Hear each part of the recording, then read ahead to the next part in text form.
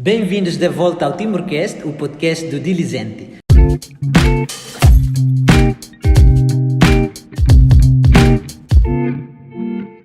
A convidada desta semana é Maria Madeira, uma timorense que foi para Portugal em 1976 durante a invasão na Indonésia. Passou a maior parte dos 8 anos seguintes num campo de refugiados no país lusitano e em 1983 migrou com a sua família para a Austrália. Lá, formou-se em artes visuais pela Curtin University em 1991. A artista plástica e pintora retrata nas suas criações a luta pela emancipação feminina. Para Maria Madeira, a arte é um meio para gritar pela justiça.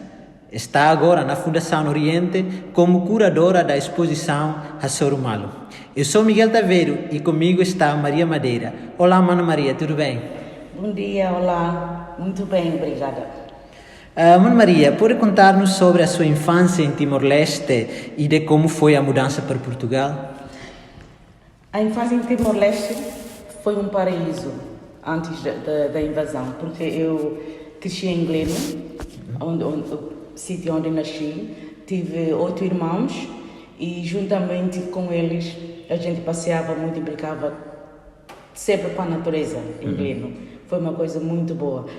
E quando se ocorreu a invasão, infelizmente tivemos que sair e encontramos num acampamento de refugiados em Portugal. Foi muito, muito difícil.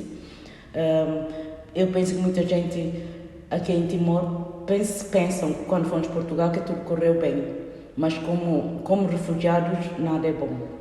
Passa-se a fome, vê-se muita violência doméstica, a educação, em termos de educação, foi bom, mas muito pobre também.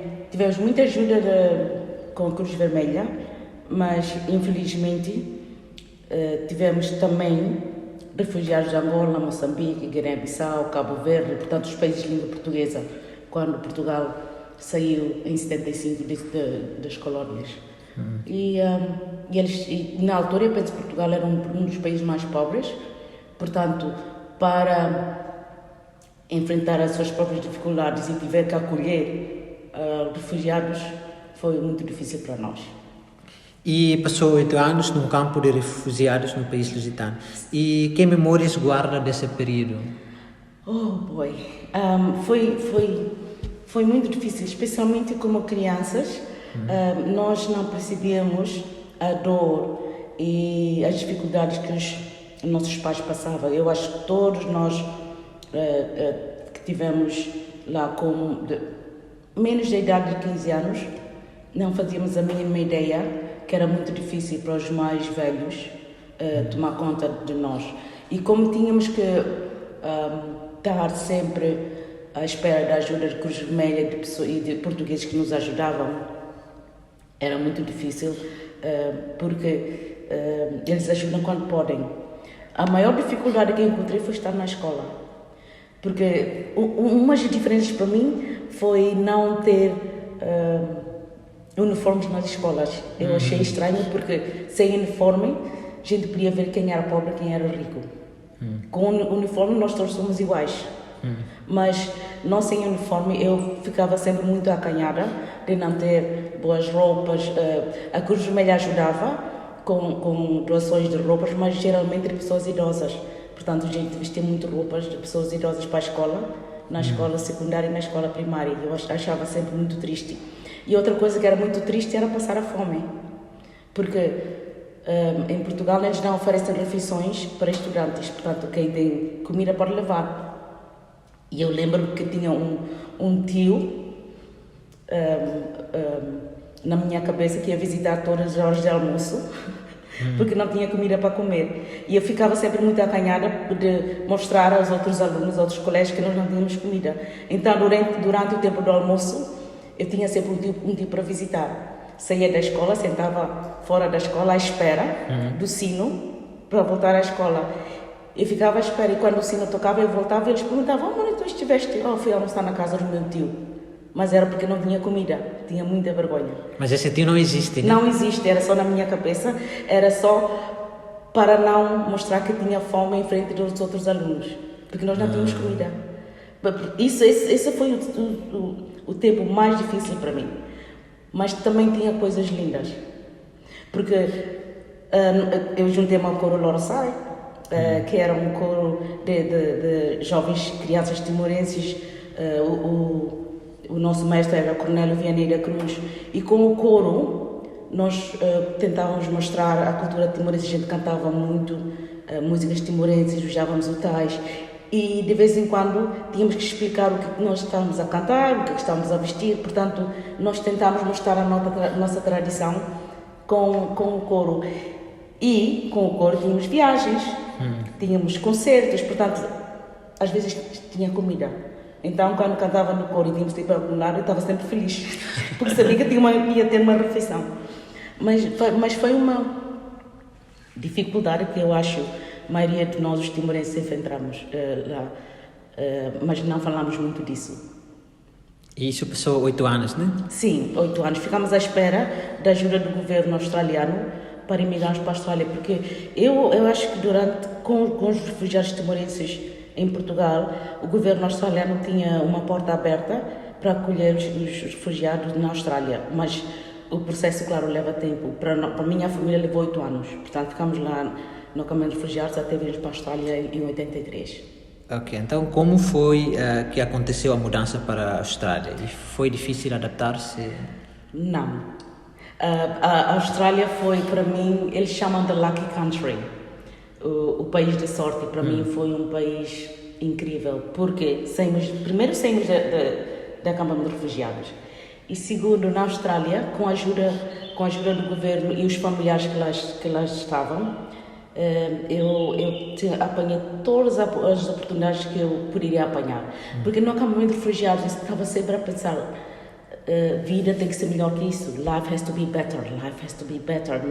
Nunca pensei que ia ter a oportunidade de ir para outro país e ter as oportunidades de ter melhor educação, de não passar fome, de estar com familiares. Era mais perto de Timor, muito mais perto de Timor. Portanto, eu adorei a Austrália, porque saí do acampamento de refugiados e sabia que estava mais perto do meu país, Timor-Leste. E foi difícil adaptar-se na Austrália? Para mim não foi, porque eu já vinha com a intenção de ter uma vida melhor. E na Austrália, nós, porque não sabíamos inglês, nós fomos para uma escola que eles chamam em inglês a Second Language School, onde os estudantes que lá estavam, a maioria não falava inglês, iam lá para aprender inglês.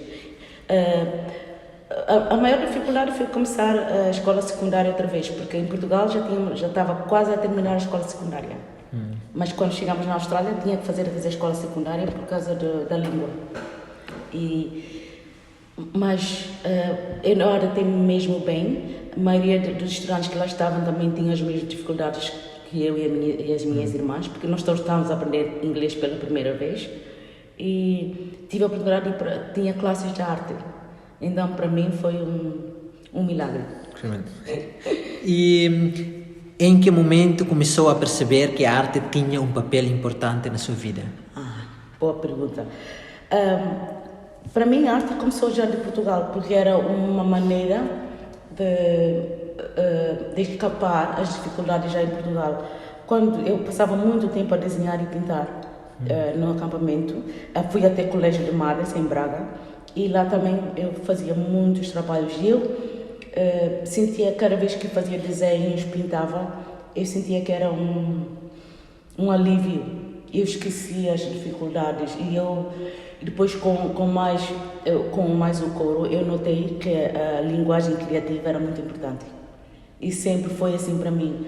E quando cheguei na Austrália e teve a oportunidade de fazer arte na escola, eu saltei para essa oportunidade e nunca mais olhei para trás. Mas para mim a arte sempre foi um modo de me livrar das dificuldades, um modo de eu me sentir livre, um modo de eu me sentir que posso comunicar com outros sem a linguagem escrita, sem a linguagem oral, mas sem a linguagem visual.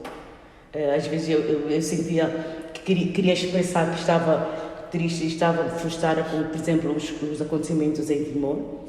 E em vez de falar e gritar nos protestos, eu pintava e fazia esculturas, fazia instalações. E eu notei que isso às vezes falava muito mais alto do que para um protesto. E isso cura a dor. Cura a dor, it's a healing process.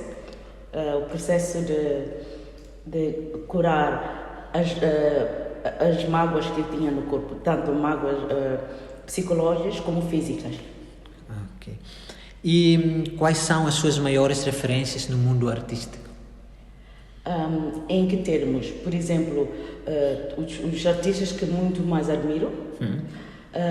Bom, tenho artistas no mundo que muito gosto, mas um dos artistas que mesmo gosto é um artista que se chama Jackson Pollock, um artista americano que fazia pinturas espontâneas. Por exemplo, ele pintava, fazia uma pintura, mas os pingos das pinturas que caíam no chão ficaria também uma forma do trabalho dele. E eu sou uma pessoa que sou muito espontânea com o meu trabalho.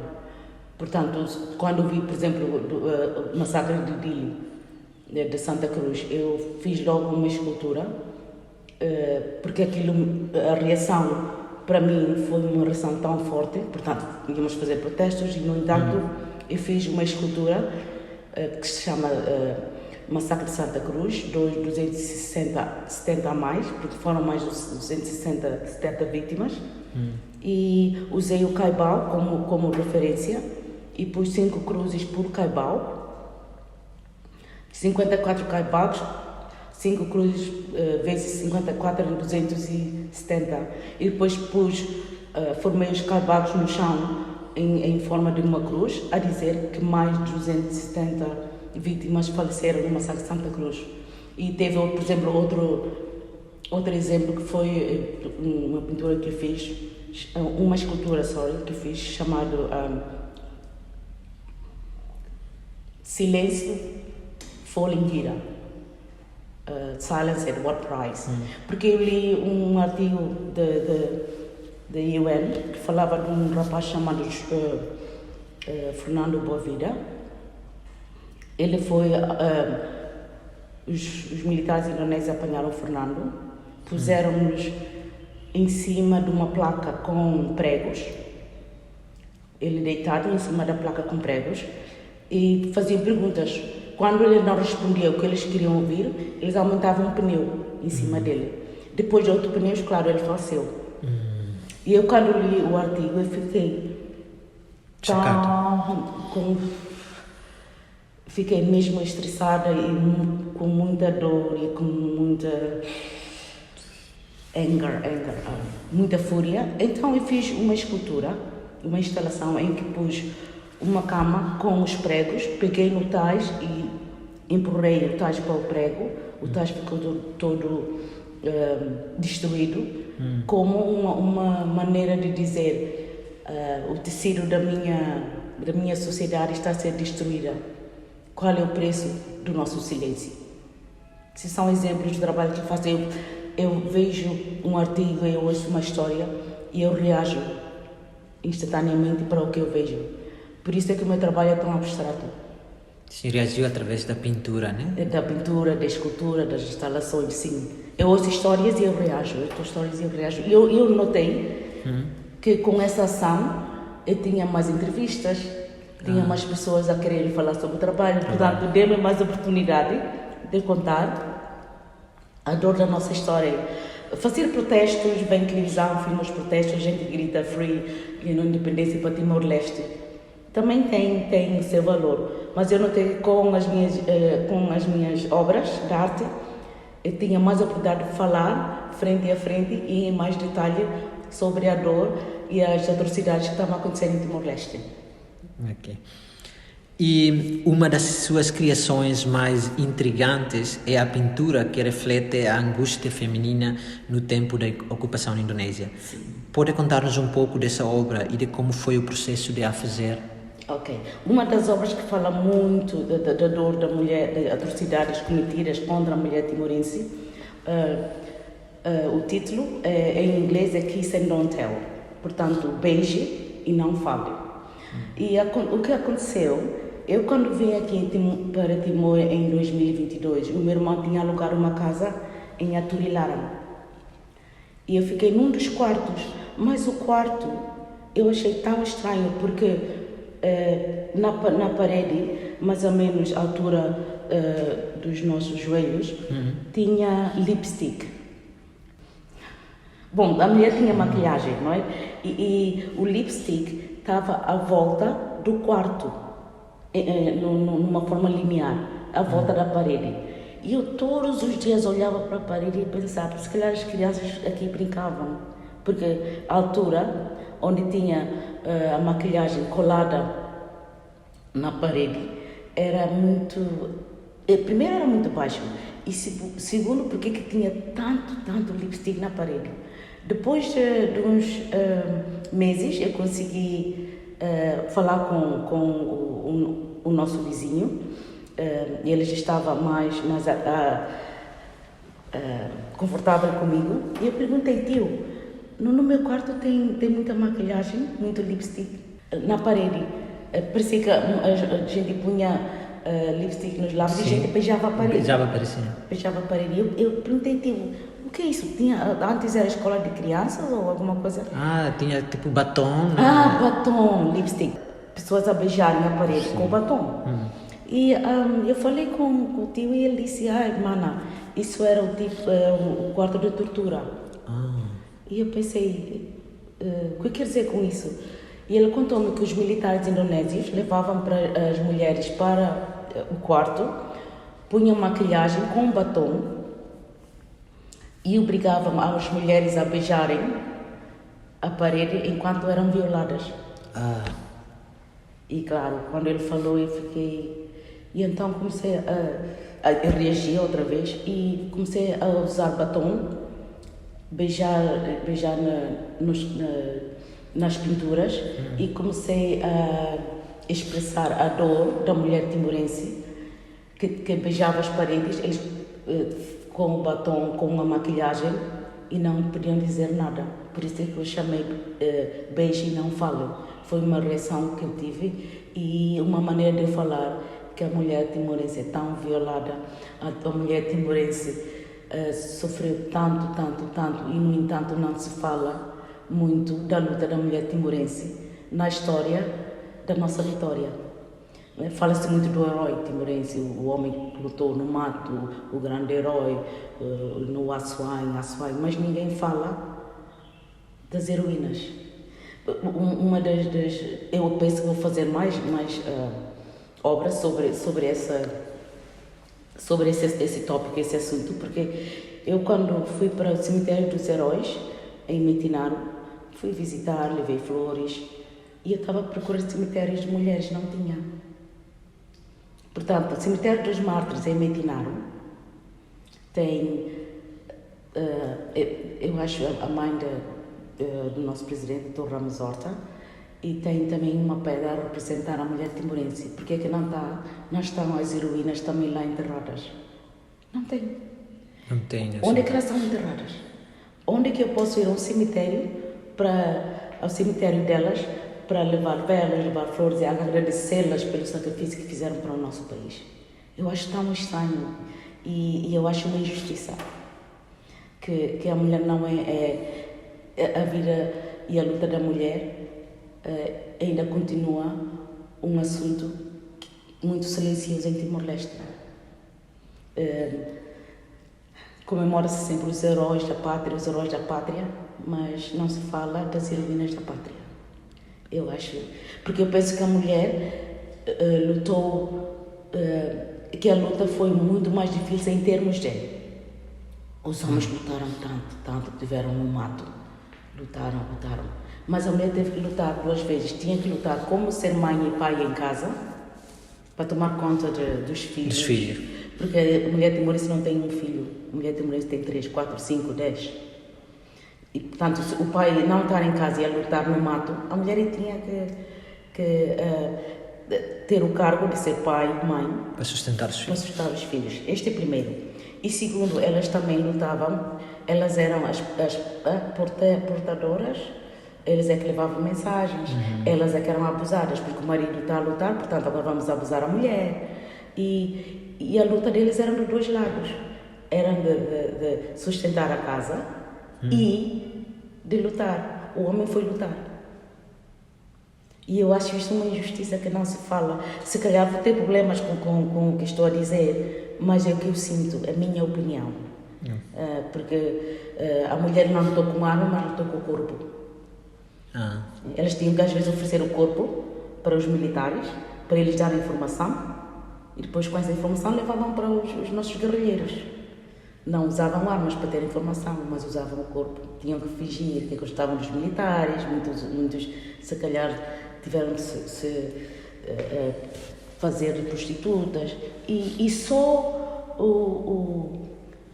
o caso deles terem que tomar conta e sustentar a casa, alimentar os filhos, proteger os filhos, isso é uma das melhores lutas de uma mulher.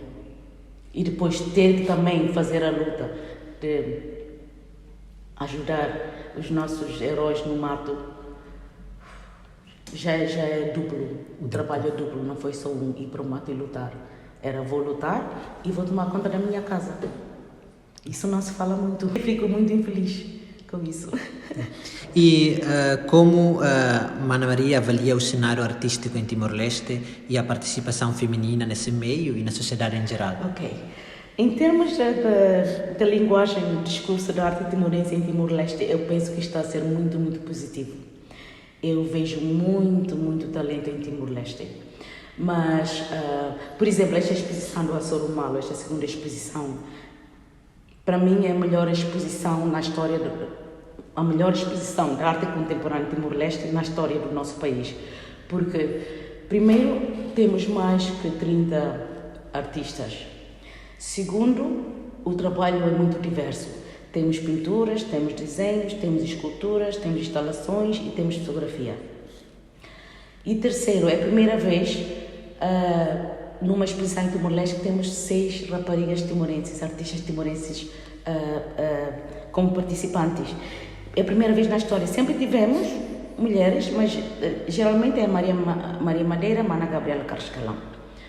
Mas agora temos mais mulheres que têm muito talento e estão a mostrar as suas obras em público. E eu acho que a linguagem de artista mulher timorense em Timor é muito difícil. É difícil também para os rapazes, claro, porque aqui eu penso que a arte é mais dedicada à área tradicional, às danças tradicionais, o têxtil, a cerâmica, as cestarias, que é uma coisa muito valiosa, mas esquece que nós estamos a viver no mundo contemporâneo. Portanto, nós artistas que estamos a viver agora não podemos sempre voltar atrás para mostrar as nossas tradições, porque já temos pessoas que mostram isso. E nós queremos expressar o que sentimos agora, não o que sentimos sobre o que aconteceu há milhares de anos atrás, continua a acontecer, mas queremos mostrar que nós somos artistas que estamos a falar numa linguagem de uma forma contemporânea. E nesse aspecto, a mulher timorense está muito fora. E é tão triste para mim, porque toda a área tradicional em Timor, a cestaria, a cerâmica, o têxtil como tais, é tudo produzido por mulher timorense, não homem. E, no entanto, quando chega a linguagem contemporânea, o homem vai à frente. Muito talento, não nada contra eles. Estou feliz que eles estão conosco. Mas as raparigas, às vezes, não sentem a coragem, porque se elas querem fazer alguma coisa artística, vão logo. Mas aprender tais, tais. Vem fazer tais. Vem aprender cerâmica, vem aprender cestaria.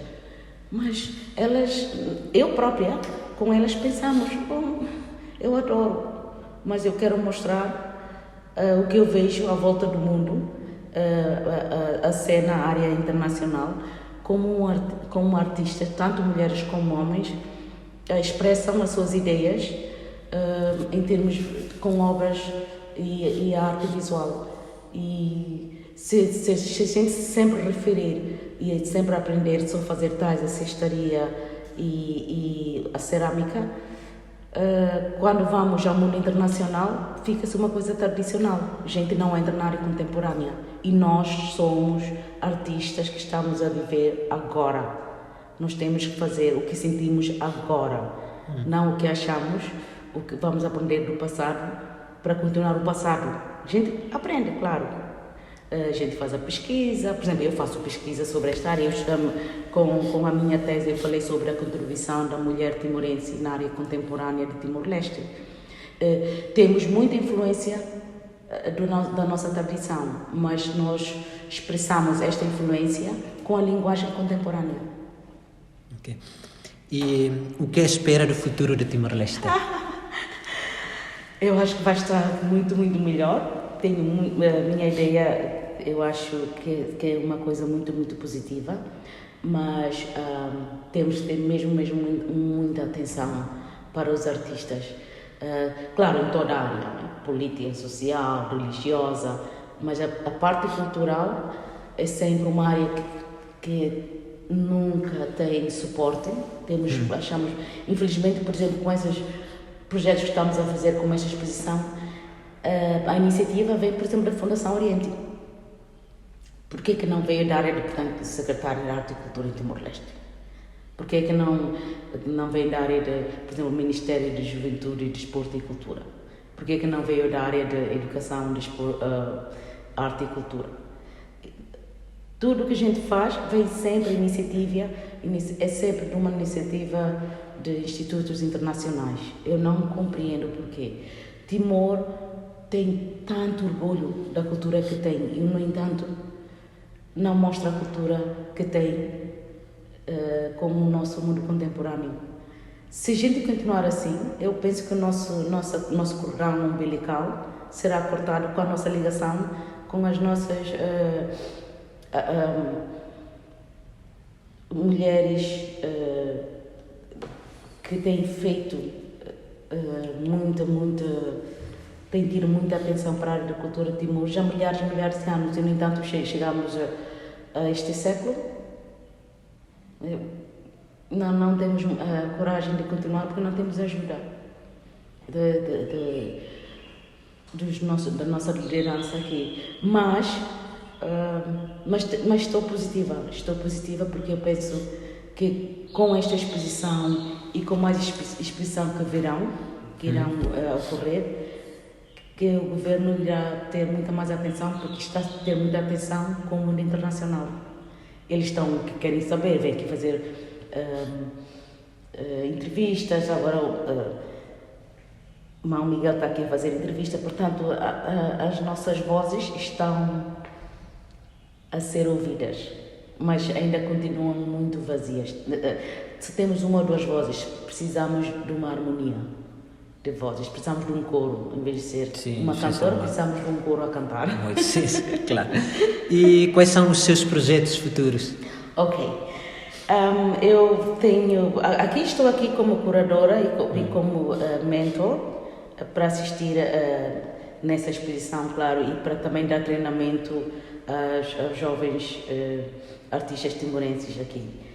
E eu penso que eles têm muita potência e eu posso ajudá-los a caminhar muito mais longe. Mas o que eu gostaria de fazer é continuar esse trabalho aqui em Timor, porque eu acho que eles precisam mesmo muito de ajuda. E segundo, eu também faço muitas exposições internacionais. Por exemplo, para o ano estamos a tentar fazer uma exposição em Melbourne, Perth e Darwin, na Austrália, e estou agora a tentar organizar, talvez para o ano estar no Bienale de Veneza, que é a melhor exposição do mundo de artistas contemporâneos. E é como, por exemplo, um Jogos Olímpicos, mas Olímpicos da arte contemporânea. E com essas atividades e com as exposições, a minha intenção é pôr Timor-Leste no mapa. A linguagem da arte contemporânea no mapa, que é para o mundo saber que nós podemos, e a nossa diversidade artística, de artes visuais, é incrível, está a crescer muito, e eu penso que o meu papel é tentar mostrar a viagem, mostrar o caminho, como poderemos caminhar como artistas visuais de Timor-Leste. Ok, muito obrigado, Mana Maria, pela partilha. Muito obrigado. Agradeço pelo seu tempo, por ter vindo cá para nos ouvir uma vez mais, que a nossa voz venha ter muito mais harmonia e muito mais a nossa voz silenciosa seja um grito para o mundo ouvir. Ok. E obrigado também aos que acompanharam na nossa conversa. Encontramos-nos no próximo Timorcast, o podcast do Diligente.